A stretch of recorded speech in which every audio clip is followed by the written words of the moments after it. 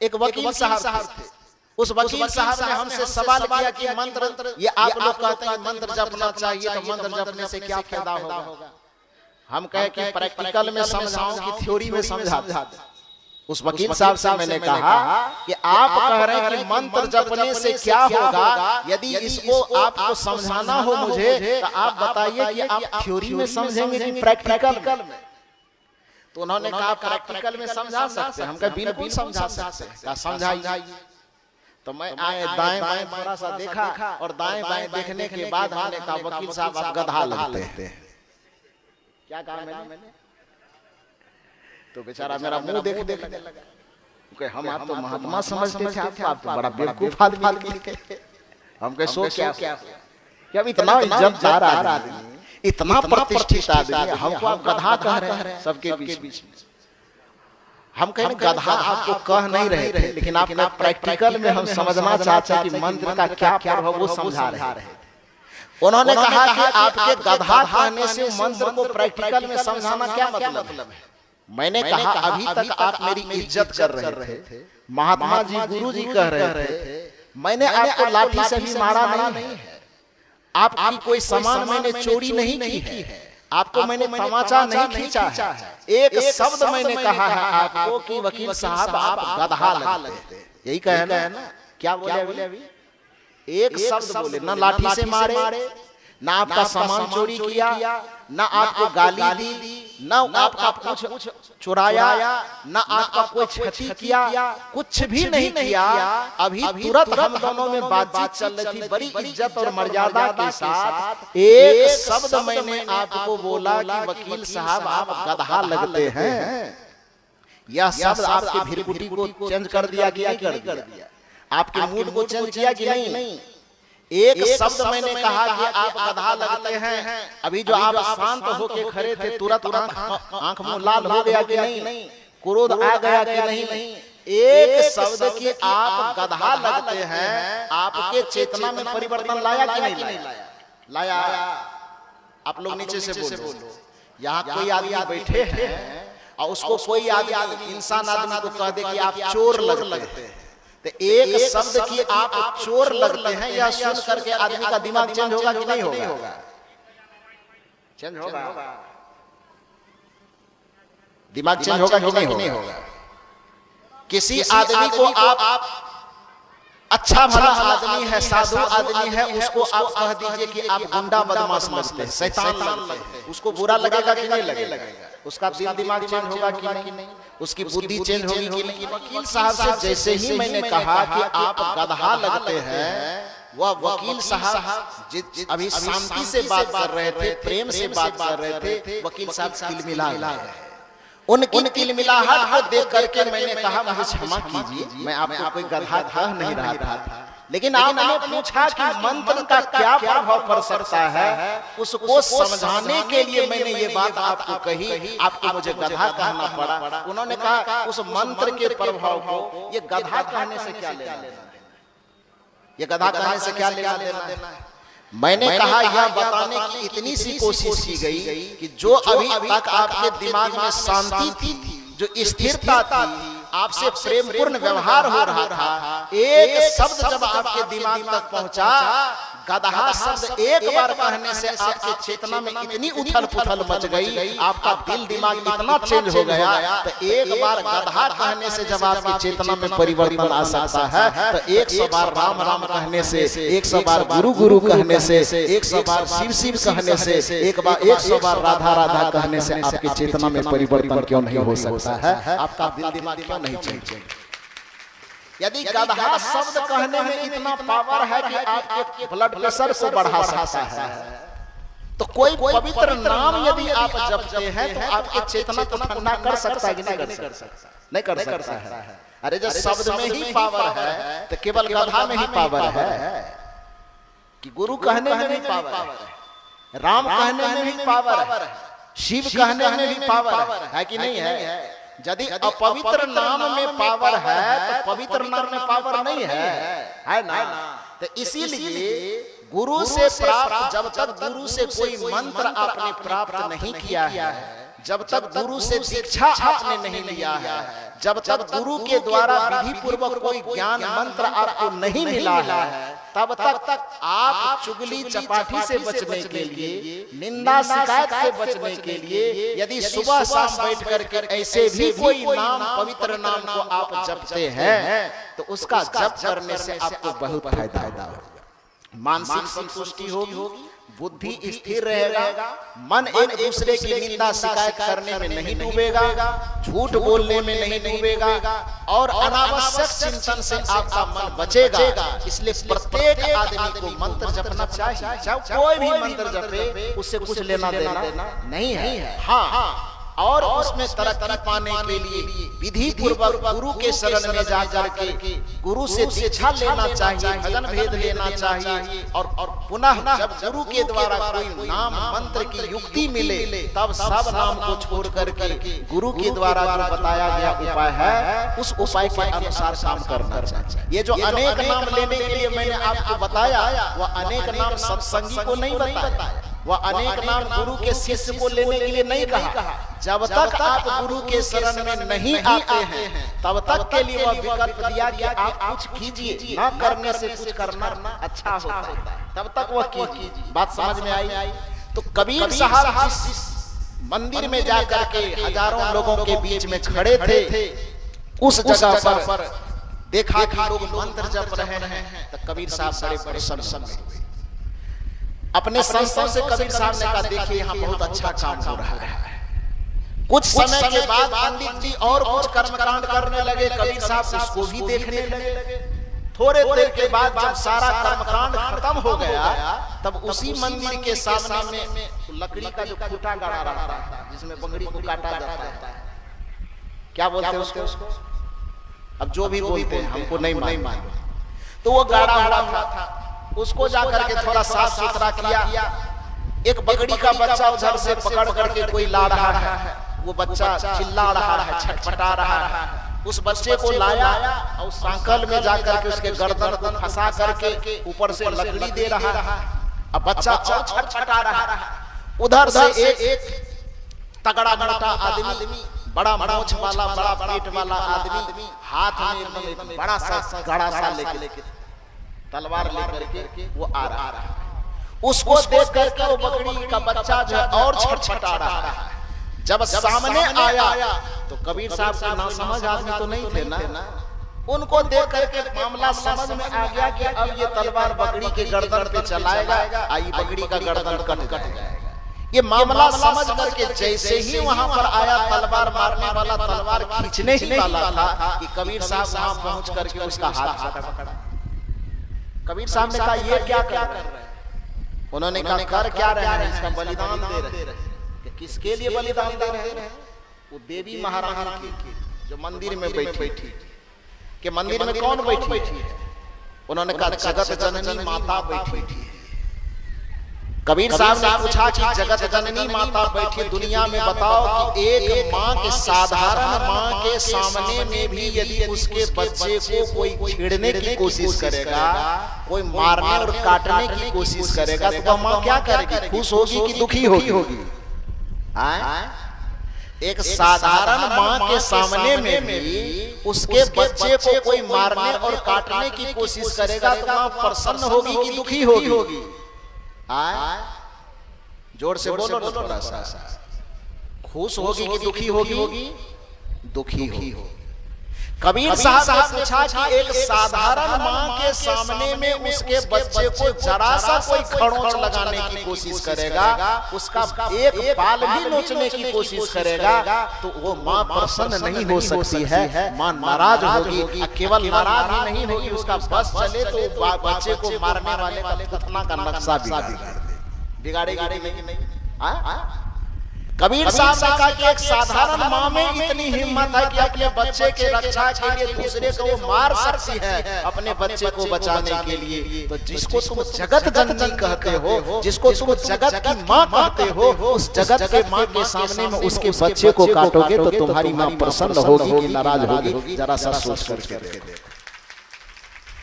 लेकिन पंडित उसको तर्क करके, और तर्क भी करता तो कोई दम भी होता है, लेकिन यदि कोई बकवास करे, तर्क से कुछ लेना देना, जिसको आम बोलचाल में बकथनी कहा जाता है, वो करने लगे तो उसमें तो तर्क का कोई जगह ही नहीं बचता। तो जब वो इधर उधर की बात करने लगे तब कबीर साहब वहां पर एक पद कहते हैं। कबीर साहब कहते हैं, पंडित जी एक बात बताओ, धर्म कथे जो कथा जो अभी तक सुबह से लेकर के किए हैं 4 घंटा, वो धर्म की कथा कहे वो मुझे सुनने में अच्छा लगा, हम भी बैठे बैठे सुन रहे थे। तो इसलिए धर्म की कथा जो आप कर रहे थे, मंत्र जो आप जप रहे थे, ये सब काम बढ़िया था, लेकिन आगे मेरा सवाल सुनो। धर्म कथे वो तो बढ़िया है, लेकिन जीव बदत है। अब जो धर्म का दूसरा काम करने जा रहे हो, वो काम कौन सा करने जा रहे हो? जीव की हत्या करने जा रहे हो। धर्म कथे और जीव बदत है, अकर्म करे मोरे भाई, जो तोहरा को पंडित कहिए तो फिर काको कहो कसाई। ये सवाल आपका समझ में आया कि नहीं? कबीर साहब का सवाल समझ में आया? कबीर साहब ने कहा कि सुबह से लेकर के अभी तक में जो धर्म की कथा कह रहे थे, इस बात पे मुझे कोई आपत्ति नहीं। अपने मान्यता के अनुसार जो कुछ भी तुम ग्रंथ पाठ कर रहे थे, कि शास्त्र पाठ कर रहे थे, मुझे अच्छा लगा। लेकिन अब उसके आगे जो है तुम दूसरा मामला करने जा रहे हो, कि गर्दन काटने के लिए जा रहे हो। इस सवाल यहाँ पर यह है कि धर्म कथा तो तुम धर्म का कर रहे हो, लेकिन ये कर्म जो करने जा रहे हो, कर्म क्या करने जा रहे हो? धर्म कथे और जीव बधत है, अकर्म करे मोरे भाई, जो तोहरा को पंडित कहो तो फिर काका कहो कसाई। आप बताओ कि मंदिर में यदि किसी प्राणी की हत्या करके खून बहाया जाएगा तो फिर कसाई खाने में क्या किया जाएगा? यदि किसी के खून बहाने वाले को देवता, पंडित और धर्मात्मा कहा जाएगा तो फिर भला बताओ किसी का गला काटने वाले को क्या कहा जाएगा?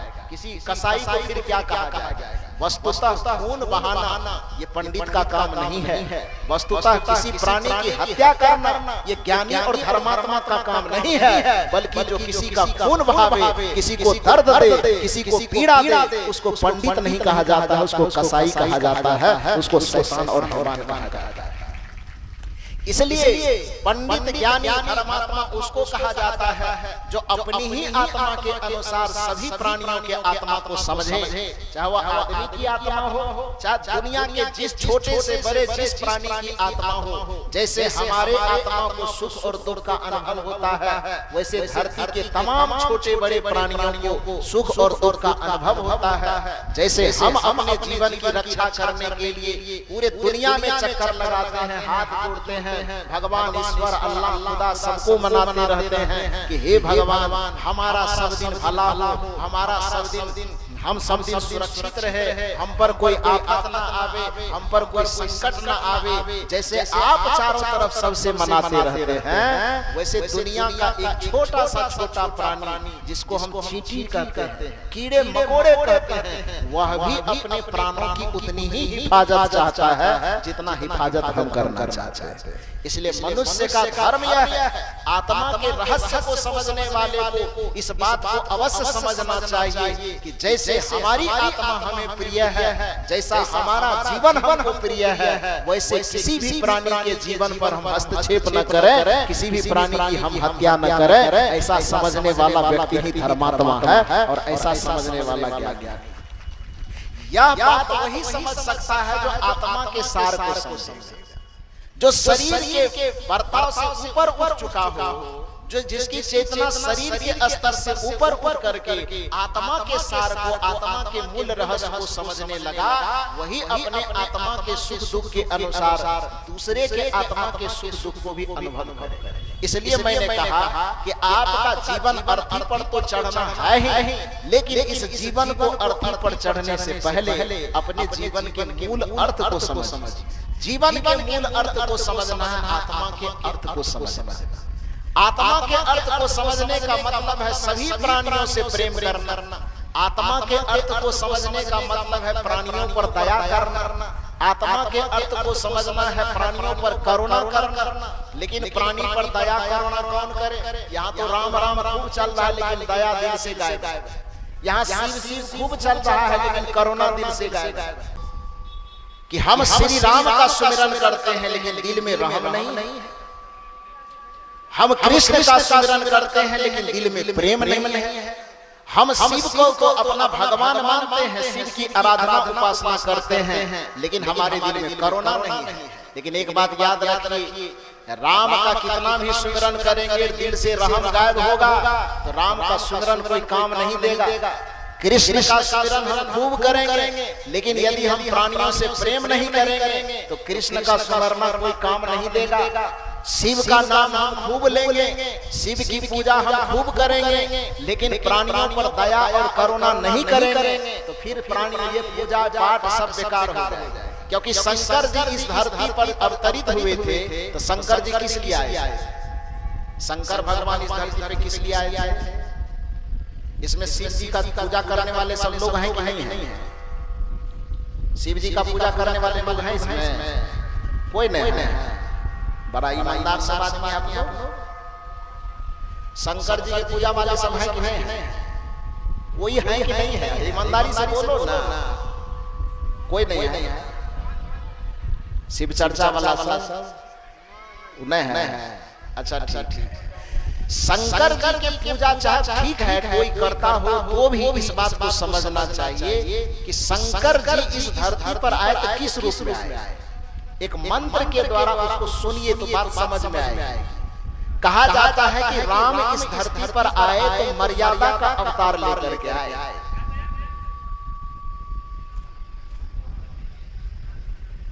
कृष्ण इस धरती पर आए तो प्रेम का अवतार बन करके आए, और भगवान शंकर इस धरती पर आए तो करुणा का अवतार बन करके आए। कहा जाता है ना, वो जो शंकर जी का मंत्र जपा जाता है उसमें ये बात छिपी हुई है ना, कर्पूर गौरम। ये मंत्र कभी सुने हैं? ये मंत्र कभी सुने हैं कि नहीं सुने? इस मंत्र में क्या कहा जाता है? कर्पूर गौरम करुणावतारम संसार सारम भुजगेंद्र हारम सदा वसंतम हृदयारविंदे भव भवानी सहितं नमामि। कर्पूर गौरम करुणावतारम संसार सारम भुजगेंद्र हारम। इस मंत्र में भगवान शंकर को कौन चीज का अवतार कहा गया? क्या कहा गया? कर्पूर गौरम करुणावतारम। तो भगवान शंकर को किस चीज का अवतार कहा गया? थोड़ा जोर से बोलो। कल ही आपको समझा दिया कि मेरे सामने में बिरनी पता की तरह मुंह लटका के मत बैठना, लेकिन आप मान नहीं रहे हो। आप लोग उसमें भी मैंने बताया कि हमारे संत की जन्मभूमि होने के कारण आप लोगों का दर्जा बहुत ऊंचा है, क्योंकि आपके ही गोद में इसी धरती पर एक संत जन्म लेकर के इस धरती को केवल धरती नहीं रहने दिया, बल्कि इस धरती पर संत जन्म लेकर के इस धरती को पावन तीर्थ स्थान बना दिया, पावन तीर्थ नगरी बना दिया। क्योंकि जिस धरती पर संत जन्म लेते हैं वो धरती सामान्य धरती नहीं रहती है, वो तीर्थ स्थान होता है। क्योंकि तीर्थ का मतलब किसी स्थान विशेष से नहीं है, तीर्थ का मतलब किसी नदी विशेष से नहीं है, तीर्थ का मतलब किसी स्थान विशेष से नहीं है, लेकिन उस जगह को तीर्थ कहा जाता है जहां पर संत जन्म ले, जहां पर संत तपस्या करे, जहां पर संत साधना भक्ति करे, उस स्थान को अपने आप तीर्थ कहा चला जाता है।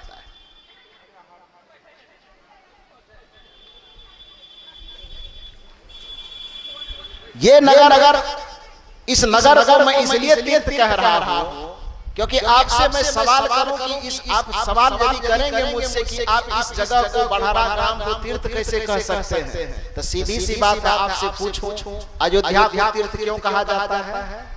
क्योंकि राम जी की वो जन्मभूमि है ना। अयोध्या को तीर्थ क्यों कहा जाता है?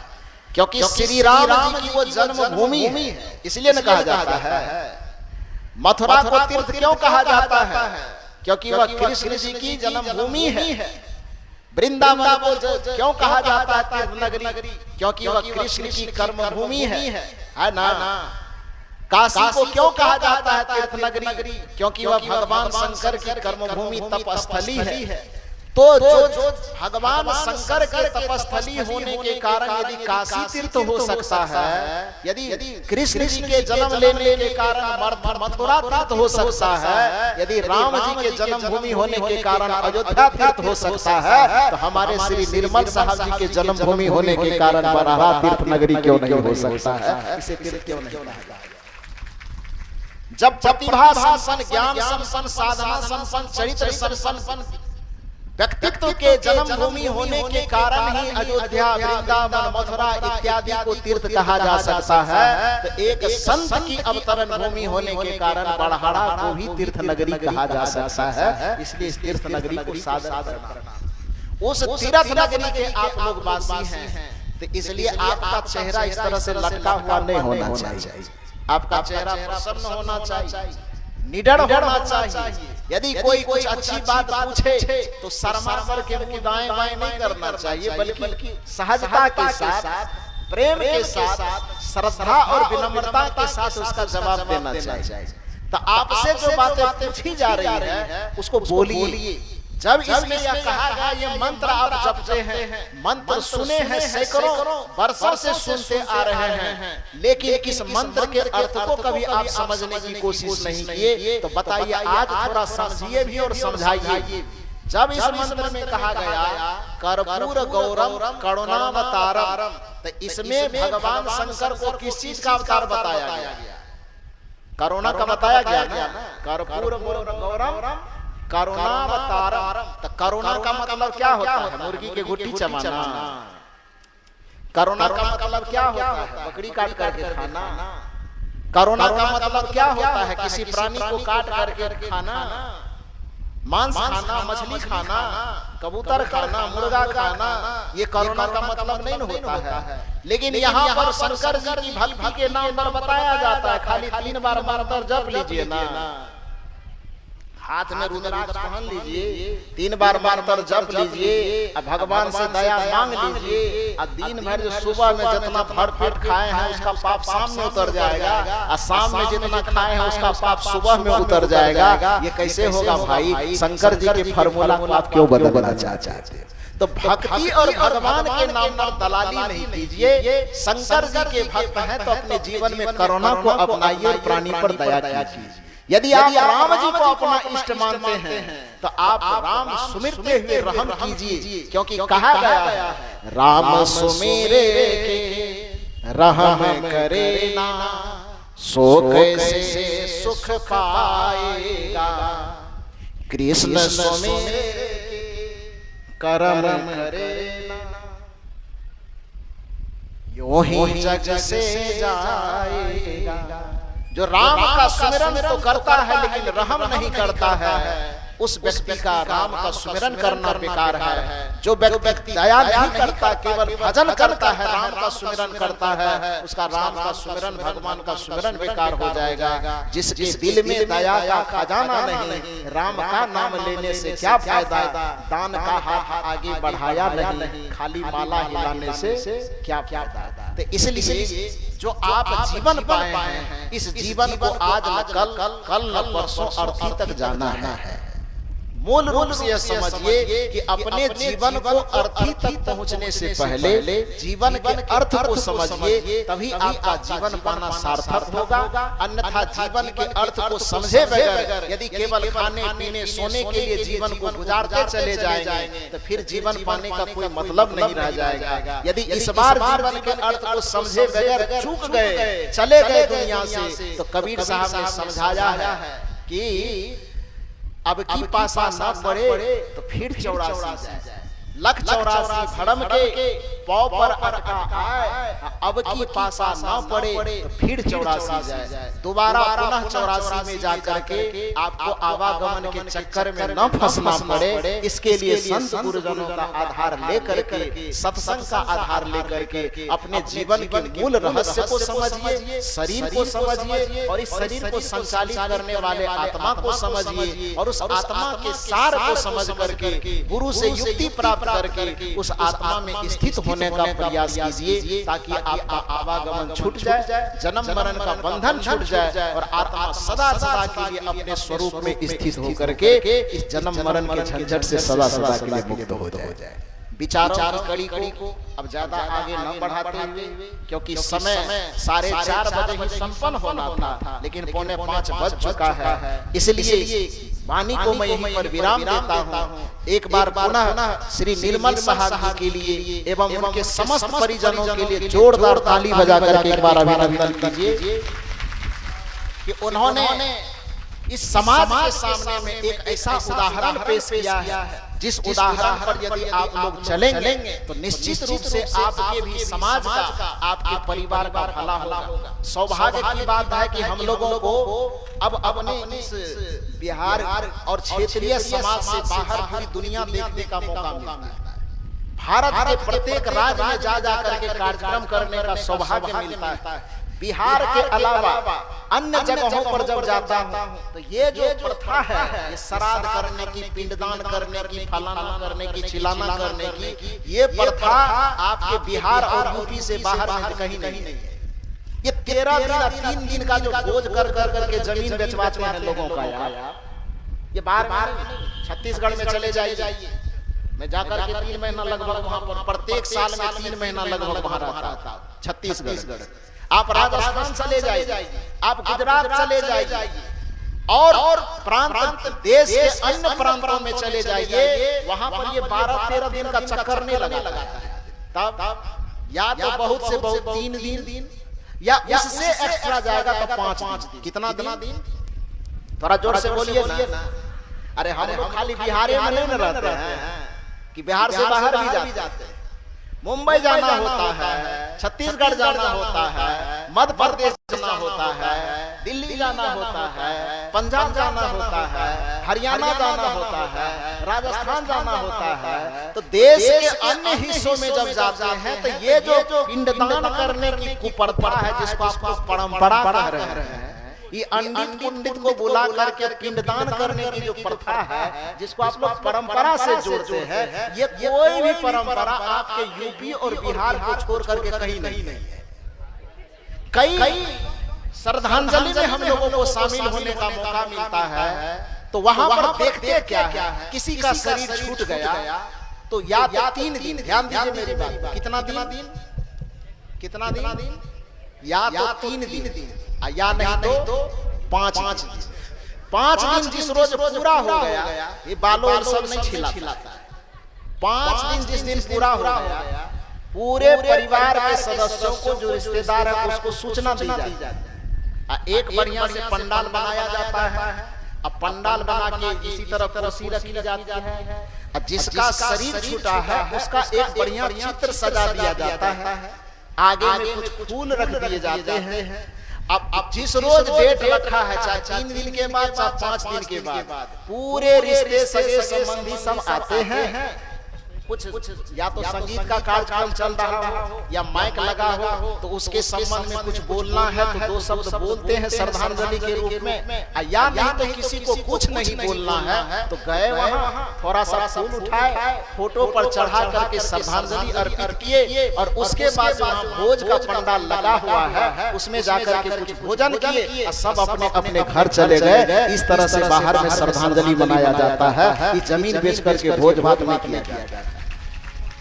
ये भारत देश की मैं बात कर रहा हूं। छत्तीसगढ़ कोई भारत के बाहर है, राजस्थान कोई छत्तीसगढ़ के बाहर है, मध्य प्रदेश कोई छत्तीसगढ़ के बाहर है। तो देश के अन्य प्रांतों में जब आप जाएंगे तो वहां पर जो ये भोज भात के नाम पर, पिंडदान के नाम पे जितना कर्मकांड करते हैं ना, वो अन्य जगहों पर इतना झमेला नहीं है जितना झमेला यूपी और बिहार में। बात समझ में आई? तो आप ही के परिवार के यह बच्चा, आप ही के परिवार का यह संत, आप ही के परिवार का यह रत्न इस कुप्रथा को तोड़ने का बीड़ा उठाया। इसलिए इसको सहयोग करके इनके मनोबल को बढ़ाइए और इसके मिशन को आप कामयाब करेंगे तो आपका भी समाज एकदम तरक्की करेगा और इसको प्रथा से छूट पाएगा, मुक्ति पाएगा। तो इसके लिए पूरा एक बार इस परिवार के तमाम सदस्यों को, जिसने निर्मल साहब ने जो विचार का बीज बोया, और इसके परिवार के बड़े पिताजी, छोटे पिताजी या उसके मंझले जो भी हैं उनके परिवार के सदस्य, सब लोगों ने जो उसमें साथ दिया, एक बार उन सब के लिए जोरदार ताली बजा करके अभिनंदन करते। समाज में किसी भी व्यक्ति के मन में ये भ्रम नहीं होना चाहिए कि कर्मकांड नहीं किया गया, क्योंकि आप बताइए कि कर्मकांड बड़ा होता है कि ज्ञान कांड बड़ा होता है? थोड़ा जोर से बोलो तो, कर्मकांड बड़ा होता है कि ज्ञान कांड? जहां पर ज्ञान कांड हो जाए वहां पर कर्मकांड की जरूरत होती है? नहीं होती है। ज्ञान कांड से बड़ा कभी कर्म कांड नहीं होता है। तो जहां पर ज्ञान कांड की विशेषता, जहां पर ज्ञान कांड नहीं किया जाता हो, उस जगह पर थोड़ा बहुत कोई कर्म कांड करता है तो वो क्षम्य है, लेकिन जहां पर ज्ञान कांड की उपस्थिति हो जाए वहां पर कर्म कांड की कोई आवश्यकता नहीं होती है। इस बात को समझने की कोशिश, क्योंकि दिया जलाने की जरूरत कब पड़ेगी? जब अंधेरा होगा तब ना। जहां पर सूर्य जल रहा है वहां पर दिया जलाने वाला आदमी समझदार कहलाएगा कि पागल? अरे थोड़ा जोर से बोलो। जहां रात का अंधेरा है वहां पर कोई मोमबत्ती जलाए, दिया जलाए, दिया जलाए तो बात समझ में आती है, लेकिन जहां पर खुद सूर्य ही जल रहा हो और वहां पर कोई व्यक्ति मोमबत्ती और दिया जलाना चाहे तो समझदार कहलाएगा कि पागल? तो अब आगे हम नहीं कहेंगे, आप समझ जाइए। जहां पर कुछ न होता हो वहां पर कर्मकांड कोई थोड़ा बहुत करता है तो बात समझ में आती है, लेकिन जहां पर हमारे घर में, हमारे समाज में इस सत्संग रूपी ज्ञान का यज्ञ हो रहा हो वहां पर कर्मकांड के बारे में सोचना भी नहीं चाहिए, कर्मकांड के बारे में कभी कल्पना भी नहीं करना चाहिए। बात समझ में आई कि नहीं आई? तो आप सबों को बहुत बहुत साधुवाद, धन्यवाद देते हुए पुनः माता रुक्मिणी देवी के चरणों में श्रद्धा सुमन अर्पित करते हुए वाणी को मैं यहीं पर विराम देता हूं।